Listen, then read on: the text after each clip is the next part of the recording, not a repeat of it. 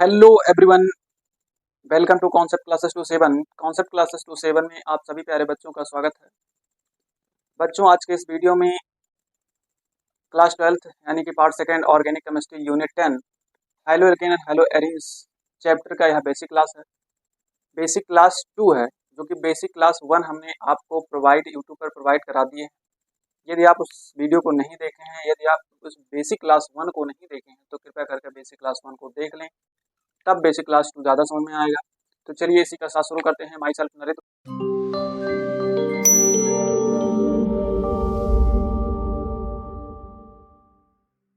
आज का वीडियो है क्लास 12 ऑर्गेनिक केमिस्ट्री का बेसिक क्लास है, जो कि बेसिक क्लास 2 बोलेंगे हम इसको। इससे पहले बेसिक क्लास 1 आपको दे दिया गया है, बेसिक क्लास ये 2 है। यदि बेसिक क्लास आप 1 नहीं देखे हैं तो कृपया करके बेसिक क्लास 1 देखिए, फिर बेसिक क्लास 2 में आप आइए। तो चलिए सबसे पहले आज के इस वीडियो में हम बात करेंगे कि एल्किल ग्रुप क्या होता है। एल्किल ग्रुप को किससे रिप्रेजेंट करते हैं? आर से रिप्रेजेंट करते हैं। एल्किल ग्रुप को किससे रिप्रेजेंट किया जाता है? आर से। सवाल यह है कि एल्किल ग्रुप कहते किसे हैं? एल्किल किसी भी एल्केन से एक हाइड्रोजन निकाल दिया जाए। क्या हमने कहा? किसी भी एल्केन से एक हाइड्रोजन या दो हाइड्रोजन निकाल दिया जाए तो वो जो बनता है कंपाउंड, उसे क्या बोलते हैं? एल्किल ग्रुप बोलते हैं। जैसे यहाँ पे मेथिल है, यहाँ पे क्या है? मेथ है, एक कार्बन है तो मेथ है। अच्छा, लिखते कैसे हैं इसको? इसको लिखते हैं एल्क प्लस वाई एल। इसको जोड़ देंगे तो क्या बन जाएगा? एल्किल। एल्क का मतलब आप जानते हो, बेसिक क्लास 1 में होता है। एल्क क्या होते हैं? एल्क होते हैं नंबर। एक कार्बन का कोई चेन है या एक कार्बन का कोई कंपाउंड है तो उसे मेथ बोलते हैं, और एल्किल में वाई एल जोड़ देंगे तो क्या हो जाएगा? मेथिल हो जाएगा। एक कार्बन को मेथ बोलते हैं, वाई एल जोड़ोगे तो मेथिल। इसी तरीके से दो कार्बन वाला कोई चेन है तो उसमें क्या बोलोगे? तो एल्क का नाम ईथ हो जाएगा। एल्क का क्या नाम हो जाएगा? ईथ हो जाएगा। उसमें वाई एल जोड़ दोगे। आपको पता है ये एल्क है, और ये नंबर ऑफ कार्बन एटम्स है। एक कार्बन एटम्स है, दो कार्बन एटम है, इसी तरीके से 3 4 5 6। तो जितने भी कार्बन एटम होते हैं उसके आधार पर उसका कुछ एल्क नेम होता है। जैसे मान लीजिए किसी कंपाउंड में कार्बन की संख्या 4 है तो उसको हम एल्क में क्या बोलेंगे? ब्यूट बोलेंगे। क्या बोलेंगे? ब्यूट बोलेंगे। और एल्किल ग्रुप में यदि उसमें से एक हाइड्रोजन निकाल दिया जाए तो उसमें वाई एल ई जोड़ देंगे। वाई एल जोड़ देंगे तो क्या बन जाएगा? ब्यूटिल बन जाएगा। इसी तरीके से 3 कार्बन वाला कोई कंपाउंड है, 3 कार्बन वाले कंपाउंड को क्या कहेंगे? 3 कार्बन वाले कंपाउंड को प्रोपेन बोलते हैं, सॉरी प्रोप बोलते हैं। वाई एल जोड़ोगे तो प्रोपिल हो जाएगा। चलिए समझते हैं। जैसे मान लीजिए मेरे पास कोई कंपाउंड है CH4। अब ये एल्किल ग्रुप नहीं कहलाएगा। एल्किल ग्रुप मतलब यह एक एल्कीन है। इसी एल्कीन का क्या नाम है? इस एल्कीन का क्या नाम है? इस एल्कीन का नाम है मीथेन। एक कार्बन है तो मीथ बोलेंगे और ANE जोड़ देंगे। यदि इसी मेथेन में से एक हाइड्रोजन निकाल दिया जाए तो बचता क्या है? CH3। और इस CH3 का नाम क्या होगा? अब इस CH3 को, एक कार्बन को हम मेथ बोलते हैं तो हम मेथ लिखेंगे, और इसमें जोड़ेंगे क्या? YLE, तो क्या बन जाएगा? मेथिल। अभी कौन सा ग्रुप बन गया? ये मेथिल ग्रुप बन गया। यदि मान लीजिए आपके पास C2, या फिर ऐसे लिखा है CH3 बॉन्ड CH2, एक बॉन्ड खाली। यहाँ पे यदि CH3 है और यहाँ से एक हाइड्रोजन हम निकाल दें तो C2 बचेगा, एक बॉन्ड खाली हो जाएगा। तो इसका नाम क्या होगा? दो कार्बन है तो एल्क का नेम क्या होगा? देखो, दो कार्बन है तो एल्क का नेम क्या होगा? दो कार्बन है तो एल्क का नेम होता है ईथ। क्या नाम होता है? ईथ। और वाई एल जोड़ देना है तो वाई एल जोड़ोगे तो क्या बनेगा? एथिल बनेगा। इसी तरीके से आइए समझते हैं आगे। देखिए यहाँ पे एक कार्बन है तो एक कार्बन को क्या बोलेंगे? मेथ। देखिए हाँ, मेथ में वाई एल जोड़ देंगे। स्ट्रक्चर कुछ देखेंगे तो इस प्रकार का कोई स्ट्रक्चर बनेगा। कहने का मतलब है एल्किल ग्रुप उसे कहेंगे जिसमें कार्बन की एक वैलेंसी खाली हो। वो एक वैलेंसी कैसे खाली होगी? जब वहां से एक हाइड्रोजन आप निकालोगे तो उस कार्बन की एक वैलेंसी खाली। जैसे यहाँ पर मीथेन के पास 4 हाइड्रोजन होते हैं, हमने एक हाइड्रोजन निकाल दिया तो एल्क का नाम तो मेथ हो जाएगा। वाई एल जोड़ दोगे तो मेथिल हो जाएगा। वाई एल जोड़ेंगे तो मेथिल हो जाएगा। बहुत ज्यादा गर्मी है, लेकिन कैसे भी करके आप लोगों के लिए वीडियो बना रहे हैं, तो कृपया करके आप लोग वीडियो देखा करें। और जब भी वीडियो को देखें तो आप अपने साथ एक रफ और पेन लेकर के बैठें। जो चीज़ बताया जाता है उसको आप नोट डाउन करते चलें और चीज़ों को समझते चलें। चलिए इसी के साथ आगे बढ़ते हैं। दो कार्बन वाला, जैसे ये क्या है? C2H5। C2H5 होता क्या है? C2H6 होता है। हमने क्या किया? एक हाइड्रोजन निकाल दिया। एक हाइड्रोजन निकालने के बाद कार्बन की एक वैलेंसी खाली हो जाएगी तो इसको क्या बोलेंगे? दो कार्बन को ईथ बोलते हैं, वाई एल जोड़ देना है। क्या करना है? दो कार्बन वाले को ईथ, आप जानते हो कि एक कार्बन होगा तो मेथ बोलते हैं, दो कार्बन होगा तो ईथ बोलते हैं। ऐसी तरीके से prop, but, pent, hex, hept, oct, non dec, सब में क्या करना है, YLE जोड़ देना है। कार्बन की संख्या देखना है, उसमें YLE जोड़ देना है। देखो C2H6 होना था, हमने एक हाइड्रोजन निकाल दिया, तो इस कार्बन का नाम क्या हो जाएगा, इस ग्रुप का क्या नाम होगा, एथिल नाम होगा। इसका स्ट्रक्चर कुछ इस तरीके से देख सकते हैं, CH3 सिंगल बॉन्ड, CH2 एक बॉन्ड खाली है, तो ये कौन सा ग्रुप हो जाएगा, एथिल ग्रुप हो जाएगा। इसी तरीके से C3H7 होता क्या है, C3H8 होता है। C3H8 से हमने क्या किया, एक हाइड्रोजन निकाल दिया। C3H8 से जब एक हाइड्रोजन निकाल दोगे तो कौन सा ग्रुप बनेगा, वो प्रोपिल बनेगा। 3 कार्बन को प्रोप बोलते हैं, YLE जोड़ दोगे तो प्रोपिल बन जाएगा। इसको इस तरीके से लिख सकते हैं, CH3 CH2 single bond, CH2 एक बॉन्ड खाली है, तो ये कौन सा ग्रुप हो जाएगा, प्रोपिल। इसी तरीके से 4 कार्बन है, C4H10 होता है। C4H10 होता है, यहाँ पे क्या लिखा है, C4H9 लिखा है। C4H9 का मतलब एक हाइड्रोजन हमने एल्केन में से निकाल रखा, तो कौन सा ग्रुप बन जाएगा, वो 4 कार्बन है, तो 4 कार्बन को ब्यूट बोलते हैं। YLE जोड़ दोगे तो ब्यूटिल बन जाएगा। सिंपल सी बात, देखो ब्यूट लिखा है, YLE जोड़ दिया तो ब्यूटिल बन गया। लिखोगे कैसे इसको, स्ट्रक्चर के रूप में, CH3 CH2 CH2 single bond, CH2 और सिंगल बॉन्ड खाली इसका, तो ये कौन सा ग्रुप हो जाएगा, ये ग्रुप आपका हो जाएगा ब्यूटिल ग्रुप। इसी तरीके से पेंटिल ग्रुप C5H12 होता है। C5H12 में से ये जो एल्कीन है, इस एल्कीन से आप क्या करो, एक हाइड्रोजन निकाल दो तो क्या बचेगा, C5H11 बचेगा। और C5H11 का मतलब होता है पेंटिल। पेंटिल कैसे आएगा, 5 कार्बन है और उसमें YLE जोड़ दोगे तो पेंटिल ग्रुप बनेगा। और इसको कैसे लिखेंगे, CH3 CH2 CH2 CH2 bond CH2 और इस कार्बन का एक वैलेंसी खाली है, तो ये कौन सा ग्रुप हो जाएगा, ये पेंटिल ग्रुप हो जाएगा। मतलब एल्क जो है, एल्क कितने भी कार्बन का रहेगा उसमें YLE जोड़ दोगे तो वो एल्किल कहलाएगा। अब यह एल्किल, और इसको किससे प्रदर्शित करते हैं, इससे R से प्रदर्शित करते हैं। R मीन जानते हो, R एक एल्किल ग्रुप है। R एक कार्बन की भी हो सकता है, और फिर उसके बाद 2 कार्बन का भी हो सकता है, 3 कार्बन का भी हो सकता है, 4 कार्बन का भी हो सकता है, C4H9 5 कार्बन का भी हो सकता है। ठीक है, इस तरीके से और सारे भी होते हैं। 6 कार्बन होगा तो हेक्सिल बोलेंगे, 7 कार्बन होगा तो हेप्टिल बोलेंगे, ऑक्टाइल बोलेंगे। इस तरीके से जो होता है, आपको एल्किल ग्रुप समझना है कि एल्किल ग्रुप किसी एल्किन में से एक हाइड्रोजन निकाल दिया जाता है, तो उस कंपाउंड को हम एल्किल ग्रुप बोलते हैं। जैसे मान लो कि यहाँ यदि CH4 होता तो ये एल्किन कहलाता है। यहाँ पे समझे, यहाँ पे समझे, ये CH4 से हमने क्या किया, एक हाइड्रोजन निकाल दिया, तो क्या बच गया, CH3 बच गया। अब ये कौन सा ग्रुप कहलाएगा, ये कौन सा ग्रुप कहलाएगा, ये मेथिल ग्रुप कहलाएगा। कौन सा ग्रुप कहलाएगा, ये मेथिल ग्रुप कहलाएगा। जैसे हम एक एग्जाम्पल और लेते हैं, C2H6 लिखा है। C2H6 को कैसे लिख सकते हैं, C2H6 को ऐसे भी लिख सकते हो, या फिर ऐसे लिखो, CH3 सिंगल बॉन्ड CH3। अब इससे क्या करो, एक हाइड्रोजन आप बाहर निकाल दो। एक हाइड्रोजन बाहर निकालोगे तो क्या बनेगा, C2H5 बनेगा। और C2H5 को कौन सा ग्रुप होगा, ये क्या बोलेंगे इसको, 2 कार्बन हो तो ईथ बोलते हैं, वाइल जोड़ दो कहते हैं एथिल ग्रुप हो जाएगा। चलिए इसी के साथ आगे बढ़ते हैं, इसी के साथ आगे बढ़ते हैं। आगे समझेंगे कि हाइलोजन, हाइलाइट्स और हाइलो क्या होता है, क्योंकि आपके हाइलो एल्केन्स और हाइलो एरिस चैप्टर में ये टर्म ज्यादा आने वाले, तो समझिए। हाइलो हाइलो या फिर हाइलोजन जो एलिमेंट्स होते हैं वो पीरियाडिक टेबल में ग्रुप नंबर 17 यानी जो वर्ग नंबर 17वां वाला जो तत्व है, उस वाले तत्व को, सभी उस ग्रुप में जितने तत्व हैं सबको हाइलोजन तत्व बोला जाता है। हाइलोजन तत्व होते क्या है, फ्लोरीन, क्लोरीन, ब्रोमीन, आयोडीन। इसको बोला क्या जाता है, इसको हाइलोजन भी बोल सकते हैं, हाइलाइट भी कहा जाता है और हाइलो भी कहा जाता है, जिसको हम रिप्रेजेंट करते हैं एक्स से। किससे रिप्रेजेंट करते हैं, एक्स से। और इस पर कितना चार्ज होता है, एक्स पर एक माइनस चार्ज होता है। समझिए यहाँ पर, जैसे मेरे पास कोई एक्स है और एक्स को, ये हाइलोजन या हाइलाइट्स को हम एक्स से डिनोट करते हैं, और इसमें जो है, इसके आउटर मोस्ट शेल में सबसे बातम कक्षा में 7 इलेक्ट्रॉन होते हैं। सबसे बातम कक्षा कितने इलेक्ट्रॉन होते हैं, 7 इलेक्ट्रॉन होते हैं, और इस पर एक माइनस होता है।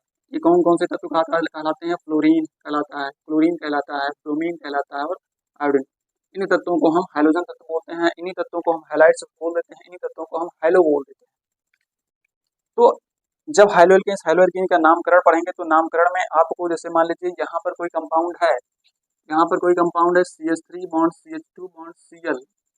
अब इस कंपाउंड का क्या नाम होगा, अब इस कंपाउंड को आप देखोगे कि यहाँ पे CH3, यहाँ CH2, यहाँ पर Cl लगा है, तो जब IPAC नेम या साधारण नाम करोगे तो 2 कार्बन है, 2 कार्बन है, तो 2 कार्बन को क्या बोलेंगे, मेथ बोलते हैं, और YLE लगा दोगे तो मेथिल हो जाएगा। इसको क्या बोलेंगे, क्लोराइड बोलते हैं। तो इसका साधारण नाम तो क्या हो गया, मेथिल क्लोराइड हो गया। IPAC नेम क्या होगा, सबसे पहले जो सब्स्टिट्यूएंट इस एल्कीन से जुड़ा है, इस एल्किल से जुड़ा है, उसका नाम पहले लिखते हैं। तो ये क्या है, क्लोरीन है, तो क्लोरीन को क्या बोलते हैं, क्लोरो बोलते हैं, क्लोरीन को क्लोरो बोलते हैं।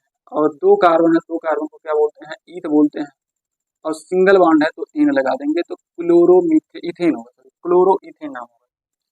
एक एग्जांपल और समझो आप, जैसे यहाँ पे लिखा है CH3 bond CH2 bond CH2 और बॉन्ड Br। इसका जो जनरल नेम होगा, जो सामान्य नाम होगा, वो क्या नाम होगा, 3 कार्बन है, 1 2 3, 3 कार्बन को प्रोप बोलते हैं, वाई प्रोपिल। Br है तो Br को ब्रोमाइड बोलते हैं, तो नाम क्या हो जाएगा, प्रोपिल ब्रोमाइड। IPAC नेम क्या होगा, 3 कार्बन को क्या बोलते हैं, प्रोप बोलते हैं। इन जोड़ेंगे सिंगल सिंगल बॉन्ड दिखा, लेकिन उससे पहले जो सबस्टिट्यूएंट जो कार्बो ग्रुप जुड़ा होता है उसका नाम पहले लिखते हैं, तो क्या नाम होगा, ब्रोमो। और 3 कार्बन है तो प्रोप बोलते हैं, और सिंगल सिंगल बॉन्ड दिख रहा है ना आपको, तो इन जोड़ दोगे, देखो सिंगल बॉन्ड तो इन जोड़ दोगे। तो IPC नेम और साधारण नेम दोनों है। इसी तरीके से आप यहाँ पे देख सकते हैं कि जब नामकरण करेंगे हैलोल्केन्स और हैलोएरिन्स का, तो इन सब तत्वों को क्या क्या बोलेंगे। देखो फ्लोरीन है तो इसको क्या बोल सकते हैं, फ्लोरो बोल सकते हैं या फिर फ्लोराइड बोल सकते हैं। इसी तरीके से क्लोरीन है तो क्लोरीन को क्लोरो बोलते हैं या फिर क्लोराइड बोल देंगे। Br है तो IPC नेम में ब्रोमो बोलो, जनरल नेम में सामान्य नाम में ब्रोमाइड बोलेंगे।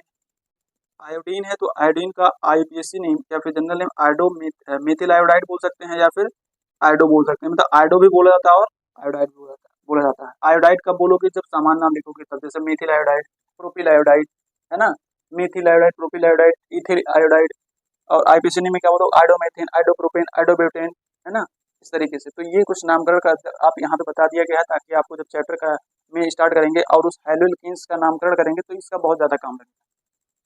तो चलिए जल्दी से आप स्क्रीनशॉट लीजिए इसका। चलिए आगे बढ़ते हैं इसी के साथ।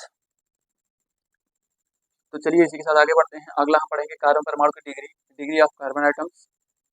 क्या आप डिग्री ऑफ कार्बन आइटम जानते हो, जो कि क्लास 11 में बताया गया होगा, नहीं बताया गया तो यहाँ पे सीखते हैं कि डिग्री ऑफ कार्बन आइटम होता है कि कार्बन आइटम की डिग्री कितनी कितनी होती है। देखिए, एक तो प्राइमरी कार्बन होता है, एक तो फर्स्ट डिग्री कार्बन आइटम होता है, सेकंड डिग्री कार्बन आइटम होता है, थर्ड डिग्री और फोर्थ डिग्री कार्बन आइटम्स होते हैं। तो फर्स्ट डिग्री, सेकंड डिग्री और थर्ड डिग्री कार्बन आइटम्स क्या क्या होते हैं, मैं डायरेक्टली बताऊँ। आप ऐसे समझ सकते हो कि मान लो फर्स्ट डिग्री कार्बन आइटम किसे कहें, फर्स्ट डिग्री कार्बन आइटम उसे कहते हैं जिसे प्राथमिक कार्बन बोल सकते हैं, उसको प्राइमरी कार्बन बोल सकते हैं, सेकेंडरी कार्बन बोल सकते हैं, टर्सरी कार्बन आइटम बोल सकते हैं। ये नेचर होता है कार्बन की, प्रकृति से एक तरीके से बोलते हैं, इंग्लिश में बोला जाता है नेचर ऑफ कार्बन आइटम। देखिए मैं यहाँ पे इस तरीके से हेडिंग लगाऊंगा कि डिग्री ऑफ कार्बन आइटम्स क्या होते हैं। तो डिग्री ऑफ कार्बन आइटम्स उसी को कहते हैं जो प्राइमरी कार्बन होता है, उसी को हम primary first degree of carbon atoms बोलते हैं। जो द्वितीय कार्बन होता है, सेकंड डिग्री कार्बन आइटम, उसको कहते हैं सेकेंडरी कार्बन को सेकंड डिग्री कार्बन आइटम्स बोलते हैं। अब बात यह है कि फर्स्ट डिग्री और second degree, third degree carbon atoms होते क्या हैं। देखो, यदि प्राइमरी कार्बन है तो उसे फर्स्ट डिग्री कार्बन आइटम्स बोलेंगे। फर्स्ट डिग्री कार्बन आइटम्स क्यों बोलेंगे, क्योंकि वह कार्बन, उससे कार्बन से केवल एक कार्बन जुड़ा होगा, इसलिए उसे फर्स्ट डिग्री कार्बन आइटम्स बोलेंगे। फिर नेक्स्ट क्वेश्चन यह है कि सेकंड डिग्री कार्बन आइटम्स होते हैं या फिर सेकेंडरी कार्बन किसे बोलेंगे। तो सेकेंडरी कार्बन उसे कहेंगे, उसे कार्बन से डायरेक्टली दो कार्बन आइटम जुड़े होने चाहिए, तो उसे सेकंड डिग्री कार्बन आइटम्स बोलेंगे। फिर थर्ड डिग्री कार्बन आइटम्स क्या होता है, थर्ड डिग्री कार्बन आइटम उसे कहेंगे, उस जिस कार्बन की बात कर रहे हैं उस कार्बन से डायरेक्टली कितने कार्बन जुड़े हों, सीधे सीधे कितने कार्बन जुड़े होने चाहिए, 3 कार्बन। तो उसे क्या बोलेंगे, थर्ड डिग्री कार्बन आइटम या तृतीय कार्बन आइटम या फिर टर्सरी कार्बन आइटम या थर्ड डिग्री कार्बन आइटम्स बोलते हैं। ठीक है, तो आइए समझते हैं। जैसे यह 2 एग्जाम्पल हमने ले रखा है, इसी में मैं बताऊंगा कि कौन सा थर्ड डिग्री, कौन सा फोर्थ डिग्री या कौन सा primary, secondary, tertiary carbon atoms है।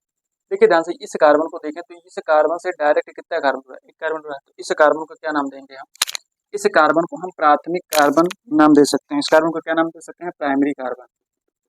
तो ये प्राइमरी कार्बन आइटम्स है, या फिर प्राथमिक कार्बन बोल सकते हैं, है ना, या फिर प्राइमरी कार्बन बोल सकते हैं, प्राइमरी कार्बन परमाणु।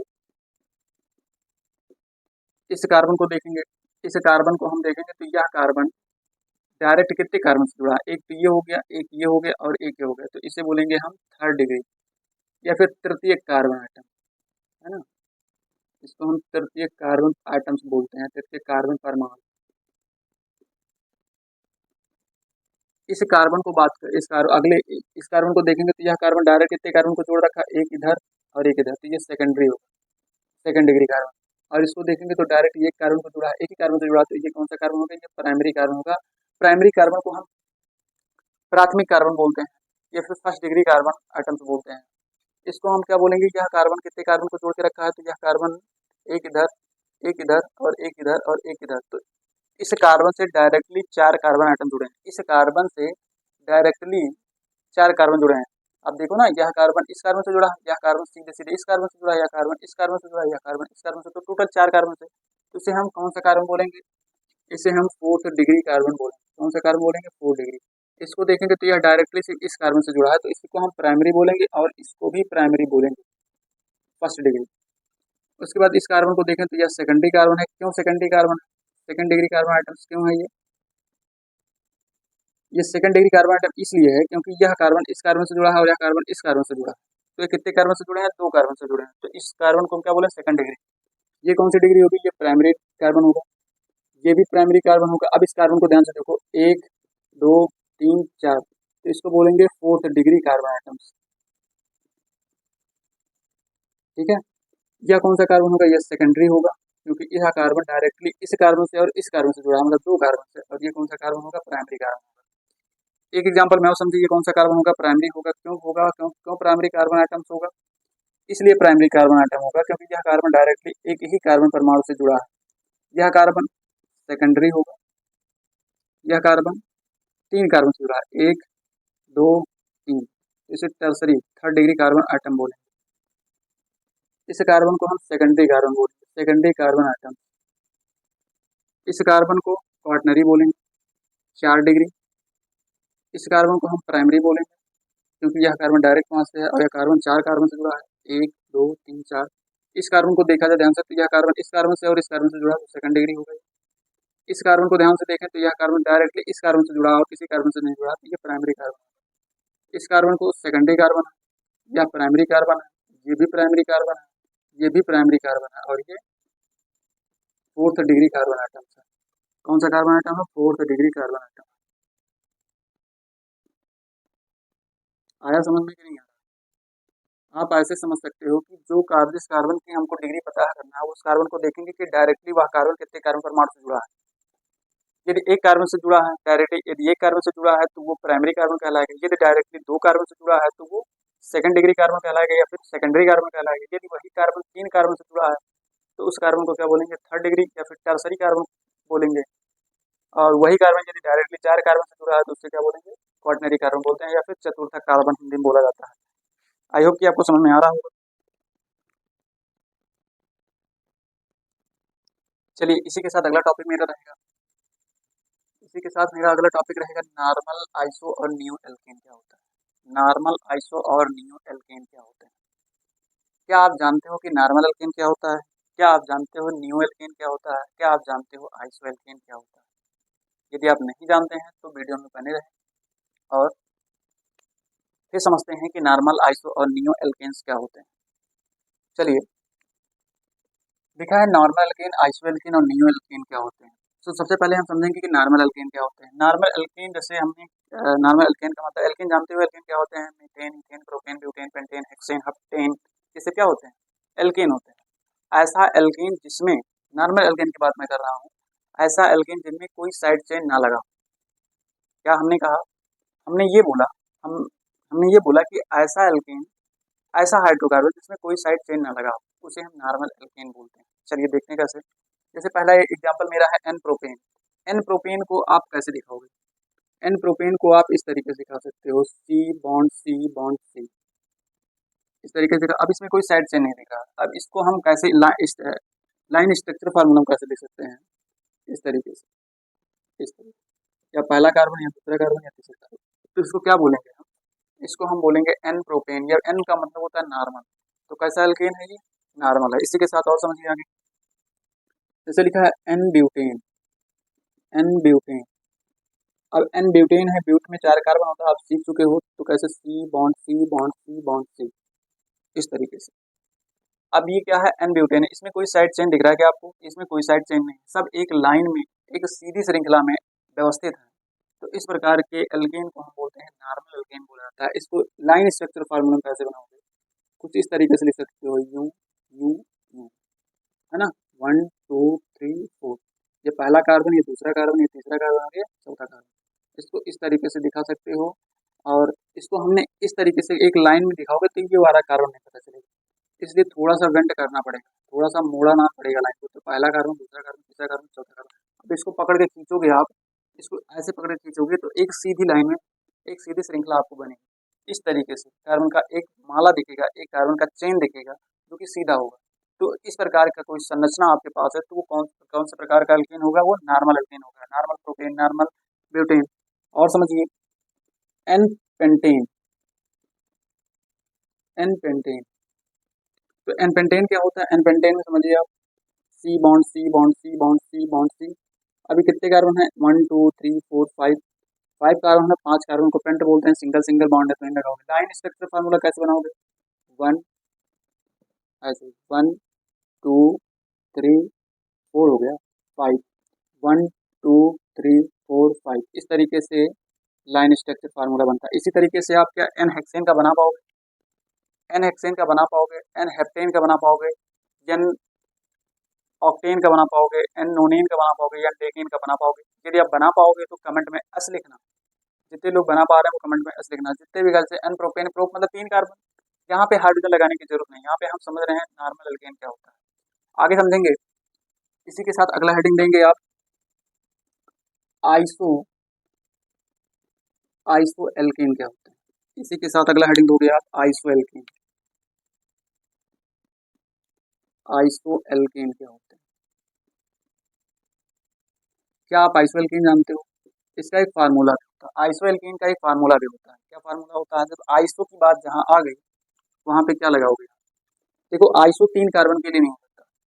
आइसो 3 कार्बन ऐसा मतलब जो है कार्बन की श्रृंखला जिसमें 3 कार्बन होगा उसमें आइसो का कोई कंपाउंड नहीं बनेगा।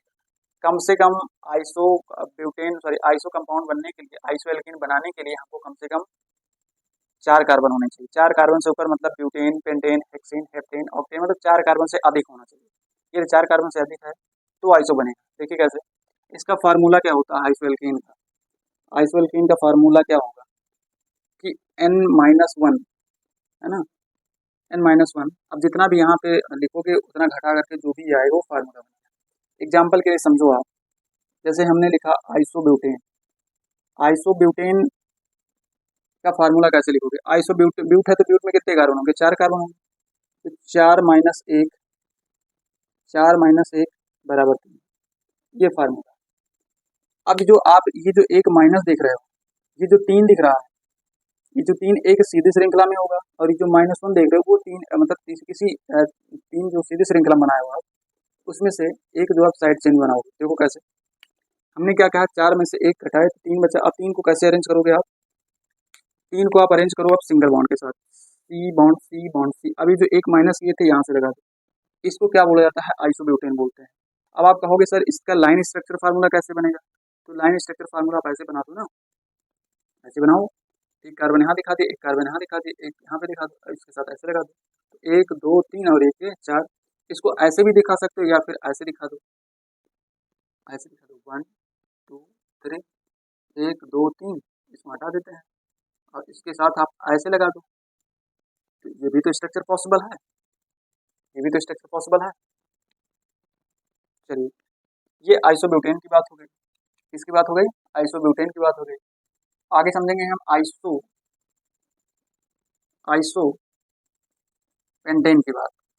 आइसो पेंटेन कैसे बनेगा? आइसो पेंटेन देखिए, आइसो पेंटेन, पेंट मतलब 4 कार्बन एन लगा है तो इसको कैसे बनाओगे? इसका फार्मूला बनेगा 5 कार्बन में से, पेंट मतलब 5 और 5 में से कितना घटाओगे? 1, तो कितना बचेगा? 4। अभी जो 4 आपको दिख रहा है एक सीधी श्रृंखला बनाना है आपको। किससे बनाना है? एक सीधी श्रृंखला। सीधी श्रृंखला कैसे बनाओगे? देखो C bond C bond C bond C बन गया, सी बॉन्ड सी बना। अब ये जो आप एक माइनस किए हो, 5 में से एक माइनस किए हो, वो इसी 4 में से कहीं भी आप लगा दो। जैसे मान लो आप यहाँ लगा दो, तो ये क्या बन गया? आइसोब्यूटेन बन गया, सॉरी आइसोपेंटेन बन गया। 1 2 3 4 5 आइसोपेंटेन। कैसे बनाओगे? यहाँ पर इसका लाइन स्ट्रक्चर फार्मूला क्या होगा? लाइन स्ट्रक्चर फार्मूला कैसे बना सकते हो? 1 2 3 4। अब यहाँ से आप कहाँ से लगाओ? इस कार्बन से लगाए, या पहला कार्बन हो गया या दूसरा कार्बन, इसको ऐसे लगा इस तरीके। अब देखिए यहाँ पे टोटल कितने कार्बन? 1 2 3 4 5। तो ये क्या है? ये क्या है? ये आइसोपेंटेन है। आगे बात करते हैं कि आइसोहेक्सेन बना पाओगे क्या? आइसोहेक्सेन बना पाओगे क्या? आइसोहेक्सेन बना पाओगे? आइसोहेक्सेन का फार्मूला क्या बनेगा? 6 - 1 = 5। अब इस 5 को आप एक सीधी लाइन में अरेंज करोगे। इस 5 को आप सीधे लाइन में अरेंज करोगे मतलब कितने कार्बन को? 5 कार्बन को। लिखो ऐसे, C bond C bond C bond C bond C. आप कहीं भी लगा दो, यहाँ पे लगा दो सी, बन गया आइसोहेक्सेन। लाइन स्ट्रक्चर फार्मूला कैसे बनाओगे? 1 2 3 4 5 6। कितने कार्बन पे लगा है? 1 2 3 3 कहाँ पे? तो लिखो 1 2 3 यहाँ पे लगा दो आप। ये बन गया आपका आइसोहेक्सेन। क्या बन गया? आइसोहेक्सेन बन गया। नहीं वीडियो समझ में आ रहा तो कमेंट करके बताना आप, और क्या दिक्कत है ये भी बताना। इसलिए बहुत स्लो पढ़ा रहे हैं, जिसको वीडियो स्लो लग रहा है वो क्या करेंगे, वीडियो को थोड़ा सा फास्ट कर लेंगे, 1.5x पे कर लेंगे तो थोड़ा सा वीडियो फास्ट होगा, क्योंकि इसलिए पढ़ा रहे हैं क्योंकि आप बेहतर तरीके से समझें। नहीं सही बार में समझे तो वीडियो को रिपीट करें, एक बार 2 बार 3 बार रिपीट करें। जब एक बार 2 बार रिपीट करोगे तो बेहतर तरीके से समझ में आएगा। चलिए आगे समझते हैं, आइसोहेप्टेन क्या होता है? आइसोहेप्टेन, आइसोहेप्टेन बना पाओगे क्या आप? आइसोहेप्टेन बना पाओगे? आइसोहेप्टेन बना पाओगे क्या? कैसे फार्मूला बनेगा आइसोहेप्टेन में से? आइसोहेप्टेन का फार्मूला कैसे बनेगा? 7 में से क्या होगा? 7 - 1 = 6। 7 - 1 = 6। देखिए ध्यान से, 7 में से क्या घटाओगे? 1 घटाओगे, कितना बचेगा? 6 बचेगा। ये फार्मूला होगा आइसोहेप्टेन। हेप्टेन मतलब जानते हो ना, 7 कार्बन। हेप्टेन का मतलब आप 7 कार्बन जानते हो, 7 में से 1 घटा दो, कितना बचा? 6। और जो 6 बच रहा है उसको एक लाइन में आप अरेंज करो, एक सीधी श्रृंखला में व्यवस्थित कर दो। बाकी जो माइनस की हो किसी एक कार्बन के साथ उसको साइड चेन के साथ लटका दो, जोड़ दो, तो वही आइसोहेप्टेन कहलाता है। देखो ध्यान से, यहाँ पे कितने कार्बन को एक सीधी श्रृंखला में व्यवस्थित करना है? 5 6 कहना है 6 कार्बन को। देखो यहाँ पे 1 2 3 4 5 6 हो गया ना 6 कार्बन। देखो 1 2 3 4 5 6। अभी जो एक माइनस की हो कहीं पे लगा दो आप, मान लो यहाँ पे लगा दी। अब इसका लाइन स्ट्रक्चर फार्मूला देख लो, 1 2 3 4 5 6। इधर से 1 2 तीसरे कार्बन पे लगा तो देखो 1 2 3 यहाँ पे लगा दो आप। हो गया आइसोहेप्टेन। आइसोहेप्टेन हो गया। चलिए आगे चलते हैं, आइसोऑक्टेन क्या होता है? आइसोऑक्टेन क्या होता है? आइसोऑक्टेन क्या होता है समझ पा रहे हो? आइसोऑक्टेन बना पाओगे आइसोऑक्टेन को? ठीक है, आइसोऑक्टेन में क्या होगा? अभी तक हम क्या कर रहे थे? पेंटेन में, ब्यूटेन में, पेंटेन में, हेप्टेन में क्या कर रहे थे हम? -1 करते हैं। लेकिन आप जब ऑक्टेन पढ़ोगे तो ऑक्टेन में 8 में से, ऑक्टेन का मतलब जानते हो? 8 कार्बन। वो 8 कार्बन में से आप 3 कार्बन को माइनस करोगे, तो जो 8 कार्बन से जब 3 कार्बन माइनस करोगे तो कितना कार्बन बचेगा? 5 कार्बन बचेगा। 5 को एक सीधी श्रृंखला में व्यवस्थित करो, एक सीधे चेन में व्यवस्थित करोगे, अरेंज करोगे कार्बन को, और बाकी जो 3 कार्बन बच रहे हैं उसको साइड चेन के साथ लगाओगे। बताता हूँ कैसे, देखो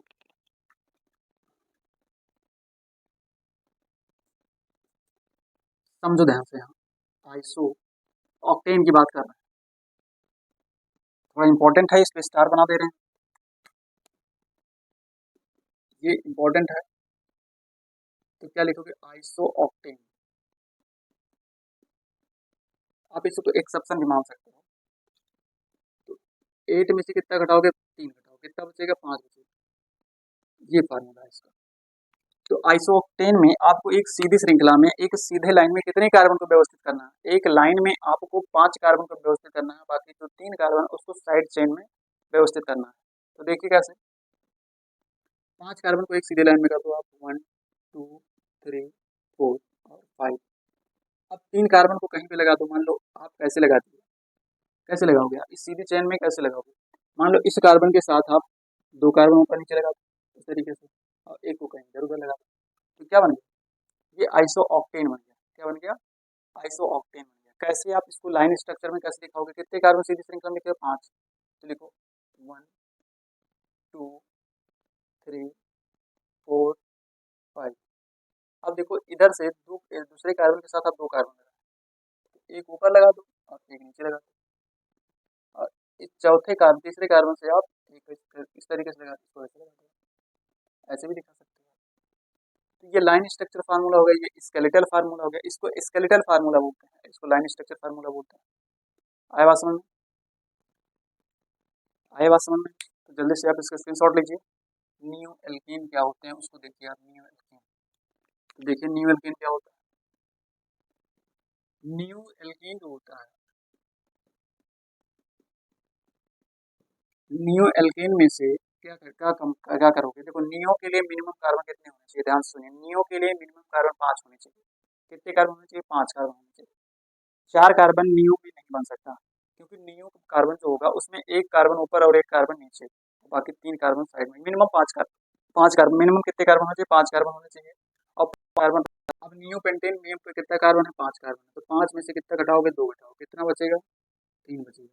अभी जो 3 दिख रहा है आपको एक साइड चेन में लगाना, सी बॉन्ड सी, कितना माइनस क्यों, 2, तो एक ऊपर लगा दो और एक नीचे लगा दो। अब समझ में आया कि मैंने क्यों कहा कि 5 कार्बन होने चाहिए। 4 कार्बन के लिए क्या नियो ब्यूटेन पॉसिबल है, तो आप कहोगे नहीं सर, क्योंकि 4 कार्बन में नियो कहाँ बना पाओगे, इम्पॉसिबल है। तो इसलिए मिनिमम कार्बन आप कितने होने चाहिए, 5 कार्बन होने चाहिए। अब इस तरीके से इसका ये कौन सा फार्मूला बन गया, ये स्केलेटल फार्मूला बन गया। आप लाइन स्ट्रक्चर फार्मूला कैसे बनाओगे, 3 कार्बन कैसे, 1, 2, 3। अब एक कार्बन को ऊपर लगाए तो यहाँ पे लगा दो, इस तरीके से बनाओ, 1, 2, एक को ऊपर लगा दो और एक को नीचे लगा दो, ये बोलते हैं नियो पेंटेन। अगला एग्जांपल समझिए, नियो हेक्सेन। नियो हेक्सेन में क्या करोगे, फार्मूला क्या बनेगा, 6 - 2 इज इक्वल टू 4।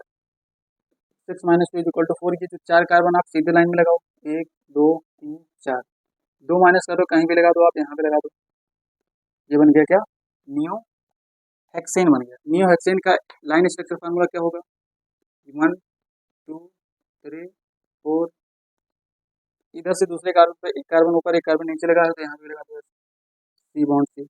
इसको क्या बोलते हैं, लाइन स्ट्रक्चर फार्मूला बोलते हैं, इसको स्केलेटल फार्मूला बोलते हैं। एक एग्जांपल और समझिए, neo heptane. Neo heptane, neo heptane का जनरल फार्मूला, हेप्ट मतलब 7 कार्बन होते हैं, तो यहाँ पे लगाओ 7 - 2 is equal to 5। 7 - 2 is equal to 5 कैसे बनाओगे, देखिए 5 कार्बन को सीधे लाइन में लगाओ, C bond C bond C bond C, लग गया। यहाँ पे लगा दो आप 2 कार्बन, एक ऊपर और एक नीचे। लाइन स्ट्रक्चर फार्मूला क्या बनेगा, कितने कार्बन को एक लाइन में लगाया, 5 कार्बन को। एक लाइन में कितने कार्बन को व्यवस्थित किया गया, 5 कार्बन को। 5 कार्बन को व्यवस्थित किया तो कैसे बनाओगे, 1, 2, 3, 4, 5, ठीक, 1, 2, 3, 4, 5, 1, 2, 3, तीसरे कार्बन पे क्या लगा, 1, 2, 3, तीसरे कार्बन पे क्या लगा, 2 कार्बन, एक ऊपर अपर साइड में और एक लोअर साइड। इसे क्या बोलेंगे हम, नियो पेंटेन बोलेंगे। क्या बोलेंगे, नियो, सॉरी नियो हेप्टेन बोलेंगे। देखो ना 7 कार्बन है कि नहीं, 1, 2, 3, 4, 5, 6, 7, तो यहाँ पे कार्बन को मत दिखाइए, लाइन स्ट्रक्चर फार्मूला में कार्बन को नहीं दिखाया जाता। जल्दी से आप इसकी शॉर्टेज इसका आगे बताते हैं इसे नियो में। नियो में अगला लिखेंगे आप, नियो ऑक्टेन। अगला कंपाउंड है नियो ऑक्टेन। अगला कंपाउंड मेरा है नियो ऑक्टेन।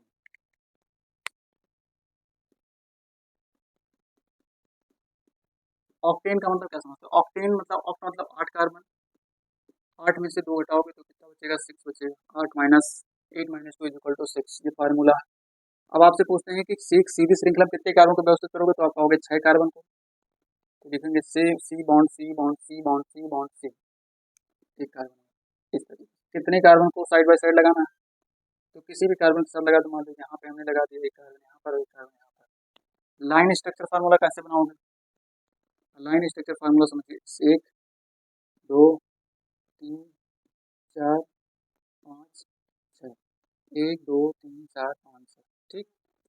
आप इधर से देखेंगे तो तीसरे कार्बन पे अपर और लोअर साइड में 2 कार्बन लगे, तो 1 और 2 और तीसरा कार्बन हो गया, सी हो गया, ये कार्बन हो, यह कार्बन, ठीक है। तो इसको बोलते हैं नियो ऑक्टेन बोलते हैं। क्या बोलते हैं, नियो ऑक्टेन बोलते हैं।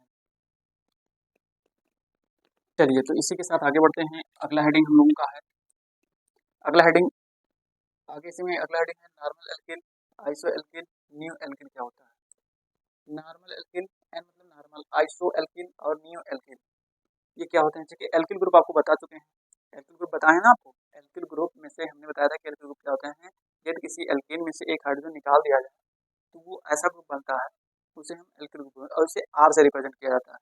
इसमें भी क्या होता है, नॉर्मल होता है, नॉर्मल एल्किल होता है, आइसो एल्किल होता है और नियो एल्किल होता है। तो समझेंगे एक ही करके कि नॉर्मल एल्किल क्या है, आइसो एल्किल क्या है और नियो एल्किल क्या है। तो देखिए यहाँ पे लिखा है नॉर्मल एल्किल। नॉर्मल एल्किल का मतलब यहाँ पे क्या लिखा है, एन मेथिल। मेथिल का मतलब होता है कि CH4, और CH4 का मतलब होता है कि एक कार्बन, एक कार्बन मतलब एल्कीन है, और इस एल्कीन में से एक हाइड्रोजन निकाल देंगे तो एल्क में YL जोड़ देते हैं तो मेथिल हो गया। अब मेथिल में देखिए एक बॉन्ड खाली है तो ये नॉर्मल मेथिल है, ये नॉर्मल एथिल है। एथ मतलब दो कार्बन, एल जोड़ेंगे तो एथिल, एक बैलेंस से खाली है कार्बन। इसी तरीके से एन प्रोपिल। एन प्रोपिल का क्या मतलब, देखिए यहाँ पे कितने कार्बन है, यहाँ पे तीन कार्बन है। एन प्रोपिल का मतलब तीन कार्बन, CH3 CH2 CH2, एक बॉन्ड खाली है। अभी तक क्या होता था कि जब CH3 CH2 हम लिखते थे तो इसको हम क्या कहते थे, एल्क में क्या जोड़ देते थे, YL जोड़ते थे, एल्किल बन जाता था। एक सीधी लाइन में है तो इसे नॉर्मल बोलेंगे। अब एल्क का नाम क्या होगा, मान लो दो है तो ईथ होता है, अब YL जोड़ेंगे तो एथिन बनेगा, और सीधी चैन में है तो नॉर्मल बनेगा, नॉर्मल एथिन। इसी तरीके से मान लीजिए हमारे पास CH3 CH2 और बॉन्ड CH2 बॉन्ड है ना, सिंगल बॉन्ड। अब ये मान लीजिए तीन कार्बन है, एल्क का नाम प्रोप होगा, एल्क का नाम क्या होगा, प्रोप होगा। YL इसमें जोड़ देना है तो क्या नाम हो जाएगा, प्रोपिल। और एक सीधी लाइन में है तो नॉर्मल प्रोपिल बोलोगे। कौन सी प्रोपिल बोलोगे, नॉर्मल प्रोपिल बोलोगे। इसी तरीके से नॉर्मल ब्यूटिल, नॉर्मल पेंटेन, है ना, तो ये नॉर्मल एल्किल हो गया। आगे समझते हैं कि आइसो एल्काइल क्या होता है। आइसो एल्काइल में हमने बताया था, आइसो के लिए मिनिमम आपके पास तीन कार्बन होने चाहिए या फिर चार कार्बन, तीन कार्बन से अधिक होना चाहिए, मिनिमम तीन कार्बन होना चाहिए। यहाँ पे देखिए आइसो प्रोपाइल क्या होता है, इसमें से जनरल फार्मूला आपको बता चुके हैं। जनरल फार्मूला क्या होता है, 3 - 1 = 2। देखिए दो कार्बन आपको एक सीधी लाइन में लगाना है, तो एक कर रहा है उसमें से दूसरे कार्बन से आप साइड चेन में लगा दोगे। फिर से सुनिए, तीन में से एक घटाओगे तो दो। अब ये जो दो आपको एक चीज बता रहा है कि ये दो कार्बन आप एक सीधी श्रृंखला में लगाओ, तो सीधी श्रृंखला में लगा एक दो, और बाकी इसका इस कार्बन का एक वैलेंसी खाली कर दिया हमने, और एक जो हमने घटाया था यहाँ पे लगा दिया, तो दो एक तीन हो गया। और इस तीन को प्रोप बोलते हैं, वाले जोड़ेंगे प्रोपिल। इस स्ट्रक्चर को आप ऐसे भी देख सकते हैं, ऐसे भी देख सकते हैं, मतलब इस तरीके से बन सकता है, इस तरीके से और इस तरीके से। आगे चलते हैं, आइसोब्यूटाइल क्या होता है। आइसोब्यूटाइल, ब्यूटाइल का मतलब चार कार्बन, चार में से एक घटाओगे तीन। तीन क्या बता रहा है कि तीन को आप एक सीधी लाइन में लगाइए, तीन को हमने सीधी लाइन में लगाया, 1 2 3, और एक जो माइनस किया था साइड चेन में लगा, तो एक बॉन्ड खाली करना है तभी तो एल्काइल ग्रुप बनेगा। चलिए यहाँ पे आइसोपेंटाइल क्या होता है, 5 - 1 = 4। अभी जो चार क्या बताया, चार कार्बन को एक सीधी श्रृंखला लगाइए, 1 2 3 4, हमने सीधी श्रृंखला लगा दिया। जो एक घटाए थे उसको किसी भी कार्बन के साथ आप नीचे या ऊपर लगा दो तो वो आइसो कहलाता है। आइसो कंपाउंड कब कहलाएगा, जब किसी मेन चेन में से या तो ऊपर कोई कार्बन जुड़ा हो या तो फिर नीचे कोई कार्बन जुड़ा हो, तब उस नाम के आगे आइसो लगता है, जनरल में आइसो लगेगा। उसके बाद आइसो हेक्साइल क्या होता है, 6 - 1 = 5। तो ये जो 5 क्या बता रहा है, 5 आपको ये बता रहा है कि जो 5 कार्बन होंगे या 5 कार्बन होंगे उसको एक लाइन में एक सीधी श्रृंखला में व्यवस्थित कीजिए, बाकी एक जो माइनस किए हैं आप उसको अपर या लोअर साइड में कहीं लगा दीजिए, तो वो आइसो कंपाउंड कहलाएगा, और एक बॉन्ड खाली रखना है तो ये आइसो एल्काइल हेक्साइल कहलाएगा। इसी तरीके से आइसो हेप्टाइल है। आइसो हेप्टाइल में क्या होगा, 7 में से हेप्ट मतलब 7 कार्बन, 7 कार्बन में से एक कार्बन घटा दो, और बाकी जो कार्बन बचते हैं 6 कार्बन उसको एक सीधी लाइन में लगा दो। हमने लगाया ना सीधी लाइन में, 1 2 3 4 5 6, और जो एक घटाए तो उसको साइड चेन में नीचे या अपर साइड में आपकी मर्जी कहीं पे लगा दो, लेकिन लगा होना चाहिए साइड चेन। साइड चेन को हिंदी में पार्श्व श्रृंखला बोलते हैं। तो ये प्रकार का क्या हो गया, अल्काइल हो गया। अब हमने दो प्रकार देख लिया, हमने नॉर्मल अल्काइल देख लिया, आइसो अल्काइल देख लिया। अब देखेंगे न्यू अल्काइल क्या होता है। अब देखेंगे न्यू अल्काइल क्या होता है।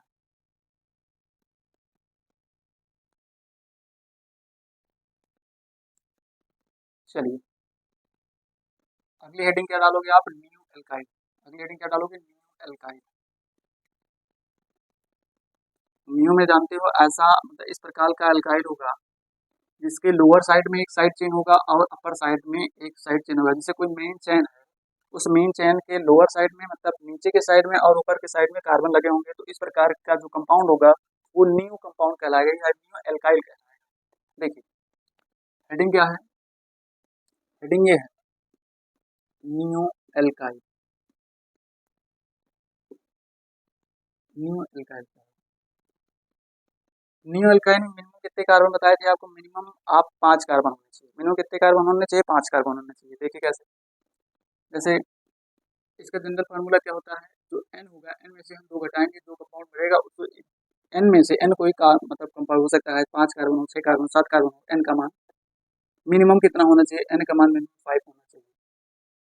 ठीक है, तो एन में से दो घटाओगे, जितना आएगा उसको मेन चेन में व्यवस्थित करोगे, और जो दो घटा रहे हो, घटाने के बाद जो बच रहा है उसको में क्या करोगे, मेन चेन में मतलब सीधी श्रृंखला में व्यवस्थित करोगे, और जो दो आप जो माइनस किए हो उसको ऊपर साइड में और लोअर साइड में लगाओगे। जैसे देखिए हमने बात किया कि नियोपेंटेन क्या होता है एग्जाम्पल में, नियोपेंटेन या नियोपेंटाइल, सॉरी अल्काइल पढ़ा है ना, तो नियोपेंटाइल। अब नियोपेंटाइल का जनरल फार्मूला, पेंटाइल में तो 5 कार्बन, तो कैसे लिखोगे 5 माइनस 2 इक्वल टू 3। अब 3 कार्बन को कैसे लिखोगे, 3 कार्बन को दिखाओगे इस तरीके से, सी बॉन्ड सी। अब कितना माइनस की हो, 2 माइनस की, तो एक ऊपर लगाओ एक नीचे लगाओ, बन गया आइसोपेंटाइल। इसके एक बैलेंस को खाली कर दो, तो क्या बन गया, नियो पेंटाइल बन गया। अगला एग्जांपल देखिए, अगला एग्जांपल मेरा है नियो हेक्साइल। नियो हेक्साइल,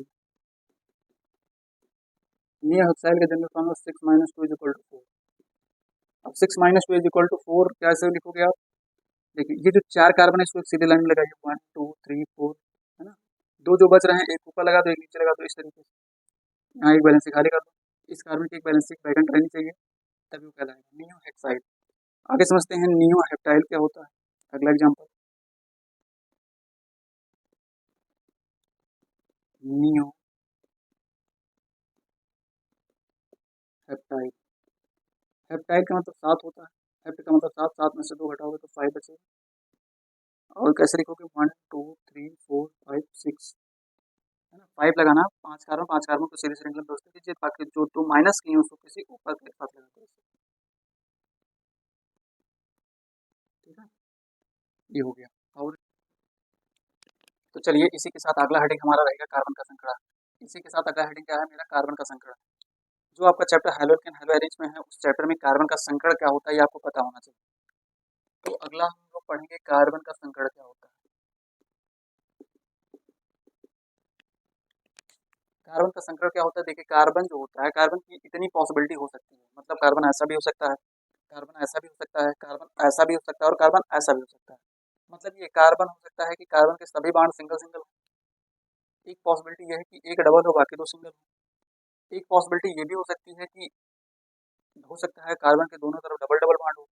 और चौथी पॉसिबिलिटी हो सकती है एक तरफ ट्रिपल बॉन्ड हो, एक तरफ सिंगल बॉन्ड हो। ये पॉसिबिलिटी हो सकती है। तो ऐसी पॉसिबिलिटी में मतलब ये है तो कितने सिग्मा बॉन्ड होंगे, ये पॉसिबिलिटी है तो कितना सिग्मा बॉन्ड होगा। यदि यह कार्बन की पॉसिबिलिटी है तो कितना कार्बन मतलब कितना सिग्मा बॉन्ड होगा। और यह मतलब जो है पॉसिबिलिटी है तो कितने सिग्मा बॉन्ड होंगे। इससे सिग्मा बॉन्ड समझने से पहले आप यहाँ पे समझें कि कितने बॉन्ड रहेंगे। तो मान लीजिए कार्बन कार्बन के मध्य सिंगल बॉन्ड है, एकल बंध है, तो एक सिग्मा बॉन्ड होगा। कार्बन कार्बन के मध्य डबल बॉन्ड है तो एक सिग्मा होगा और एक पाई होगा। यदि कार्बन कार्बन के बीच ट्रिपल बंध है तो एक सिग्मा और 2 पाई होते हैं, एक सिग्मा और 2 पाई। फिर से एक बार सुनिए, कार्बन कार्बन के बीच सिंगल बॉन्ड तो एक सिग्मा बॉन्ड, कार्बन कार्बन के बीच डबल बॉन्ड तो एक सिग्मा एक पाई, यदि कार्बन कार्बन के बीच ट्रिपल बॉन्ड तो एक सिग्मा और 2 पाई होते हैं।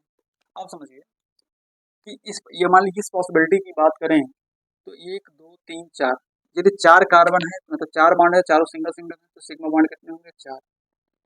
यहाँ पर इस पॉसिबिलिटी की बात करें तो यहाँ पर देखिए एक सिग्मा, 2 सिग्मा और एक सिग्मा और एक पाई, क्योंकि डबल बॉन्ड है तो एक सिग्मा एक पाई होगा, क्योंकि यहाँ पे देख सकते हैं डबल के लिए एक सिग्मा एक पाई। तो हमारे पास कितने पाई बॉन्ड को कैलकुलेट नहीं किया जाता, सिग्मा बॉन्ड को कैलकुलेट करेंगे। कितने सिग्मा बॉन्ड हो गए, 2 3, यहाँ पे 3 सिग्मा बॉन्ड होंगे। यहाँ पर डबल बॉन्ड है तो एक तो पाई हो जाएगा और एक सिग्मा हो जाएगा, यहाँ पे भी एक पाई होगा और एक सिग्मा होगा। तो कितने सिग्मा बॉन्ड है, यहाँ पर 2 है। यहाँ पर एक सिग्मा बॉन्ड है, यहाँ पे भी एक सिग्मा होगा, बाकी 2 पाई होंगे, तो यहाँ पे 2 सिग्मा बॉन्ड होगा। संकरण की बात करें, यदि 4 संकरण है तो 4 के हाइब्रिडाइजेशन होता है sp3, ये आप याद कर लें। 3 सिग्मा बॉन्ड है तो 3 के लिए होता है sp2, और ये 2 सिग्मा बॉन्ड है तो 2 के लिए sp होता है, और ये भी क्या होगा, sp होगा। यदि आपको संकरण निकालना नहीं आएगा, नहीं आ रहा है कि किस कार्बन का संकरण कैसे निकाला जाता है, तो मैं एक वीडियो अभी आने वाला है 2-3 दिन में, तो वो बहुत बेहतरीन वो वीडियो होगा, पूरा इसमें संकरण बताएंगे कि किस कंपाउंड में कैसे संकरण निकालोगे। बेसिकली ऑर्गेनिक केमिस्ट्री के लिए ही बताएंगे कि ऑर्गेनिक कंपाउंड में आप कार्बन या फिर किसी अन्य तत्व का आप हाइब्रिडाइजेशन या संकरण कैसे निकालोगे। अभी के लिए आप ऐसे याद करो, आपको ऐसे याद करना, मान लीजिए यदि हमारे पास नंबर है 4, तो 4 के लिए sp3 संकरण होगा, 3 है तो 3 के लिए sp2 होगा, 2 है तो 2 के लिए sp होगा। ये आपको याद रखना, ठीक है। जल्दी से आप इसके शॉट लीजिए, ये कार्बन का संकरण है, ये कार्बन का संकरण है, जल्दी से स्क्रीन शॉट लें आप, जल्दी से।